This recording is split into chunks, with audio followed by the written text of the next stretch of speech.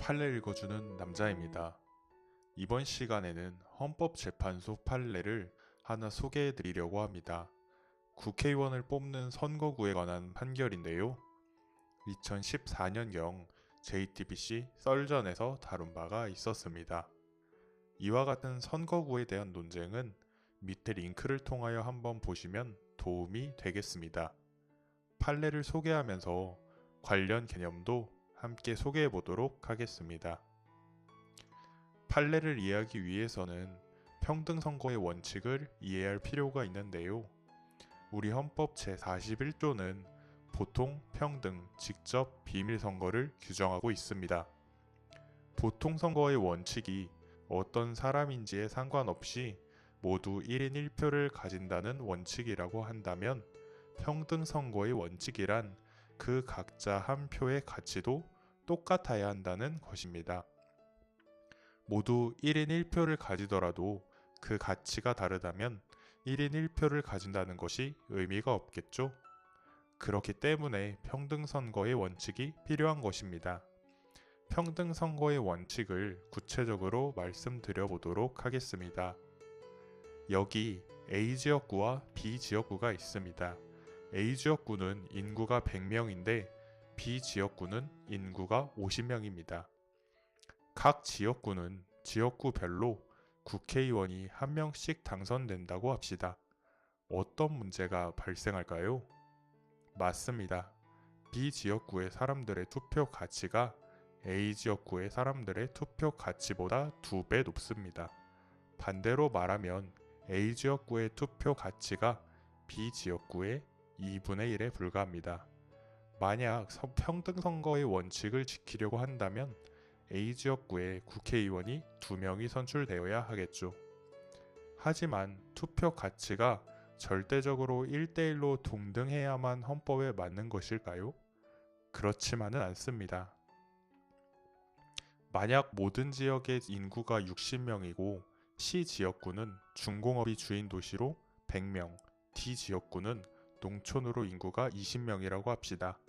각자 모든 지역은 대도시, 소도시, 농촌 등으로 이해관계가 다르다고 가정할 경우 D지역구는 농촌으로 다른 지역과 이해관계가 아주 다른데도 불구하고 인구 60명을 맞추기 위해 바로 옆 C지역구에 40명분의 지역구를 분리해 D지역구와 합친다면 어떤 문제가 발생할까요?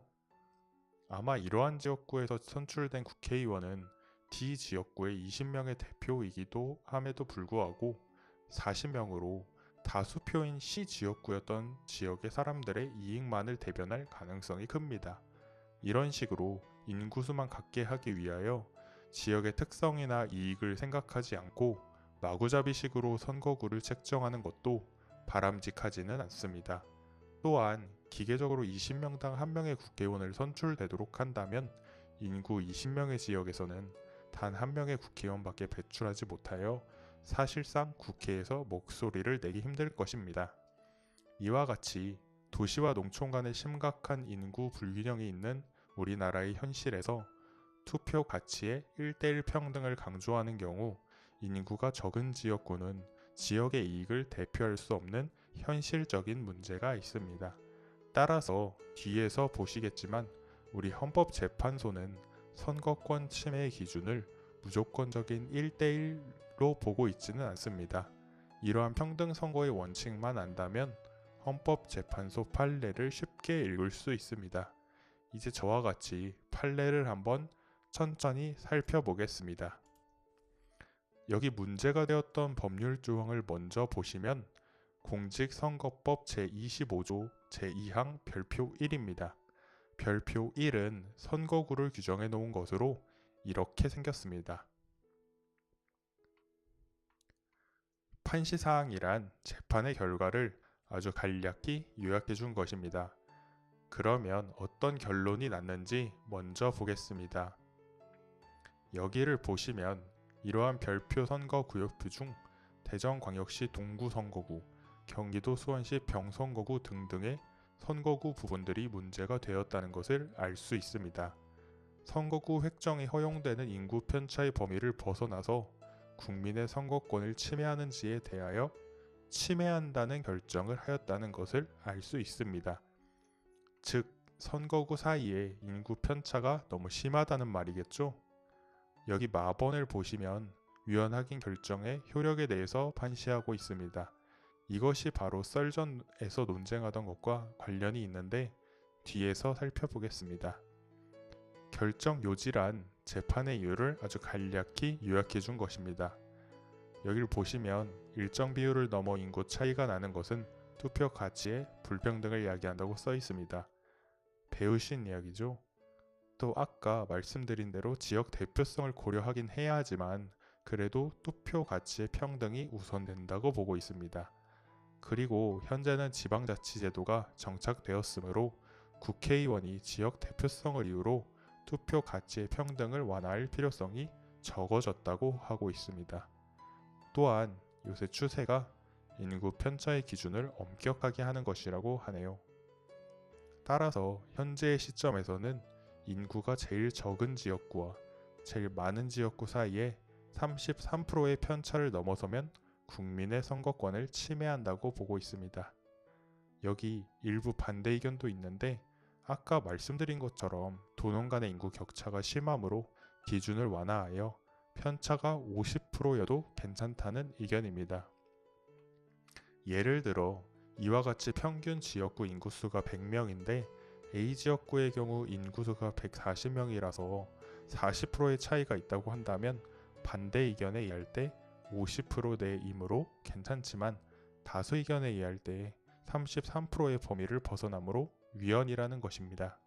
여기서 당연히 퍼센테이지 차이가 작아질수록 평등선거 원칙에 부합하는 것이겠죠. 이제 왜 인구 편차가 33%를 넘어서는 선거구의 경우 위헌인지 읽어보겠습니다.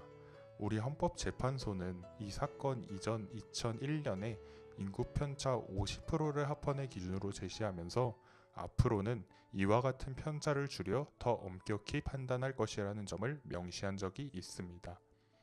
따라서 이 결정으로부터 13년이 지난 2014년에는 미리 예고한 대로 더 엄격한 33%의 기준을 적용하고 있습니다.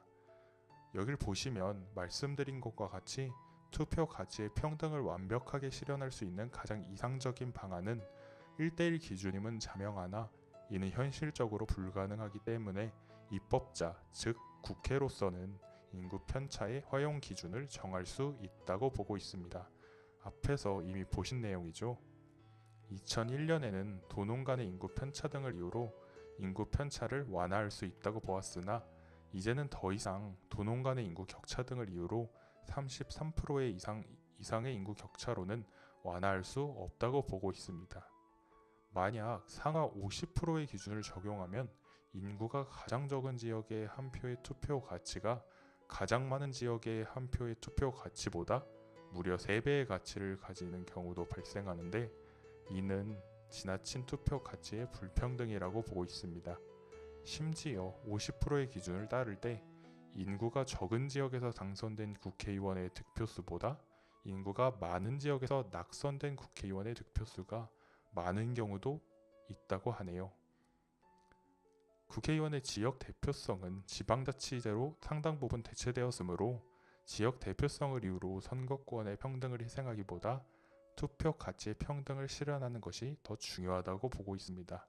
따라서 이와 같은 이유들로 인구 편차 기준을 33%로 더 엄격하게 보는 것이 타당하다고 합니다. 그러므로 이를 넘어서는 이와 같은 선거구들은 그 선거구가 속한 지역에 거주하는 국민들의 선거권을 침해한다고 보고 있는 것입니다. 마지막으로 이런 위헌 결정을 받은 선거구에 의하여 이미 선출된 국회의원들이 있습니다. 이러한 국회의원들은 국회의원의 자격이 있을까요? 헌법재판소법 제47조 제2항은 위헌으로 결정된 법률의 조항은 그 결정이 있는 날로부터 효력을 상실한다고 규정하고 있습니다. 따라서 법률의 조항은 이 위헌 결정 이후로만 효력을 상실하는 것이지 과거에는 여전히 유효한 법률이었던 것으로 평가됩니다. 즉, 효력이 과거로 소급하지 않습니다. 결국 위헌 결정이 나긴 했지만 별표 1은 국회의원 선거 당시에는 효력이 있던 것입니다. 따라서 유효한 선거구에 의하여 뽑힌 국회의원들 역시 국회의원의 신분에는 영향이 없겠죠. 헌법재판소는 한 발 더 나아가 바로 장래를 향하여 효력을 상실하게 하는 경우 혼란이 생기므로 선고 시기는 2014년 10월 30일임에도 불구하고 2012년 12월 31일 이후로 효력을 상실하게 하는 결정을 하고 있습니다. 네, 이제 이것으로 판례를 다 읽어봤습니다. 이제는 썰던 논쟁에서 무엇을 말하고 있는지 이해가 가실 겁니다. 이해하기 어려운 점이 있으시다면 댓글로 남겨주시고 다음에는 좀 더 유익하고 재미있는 판례로 찾아뵙겠습니다.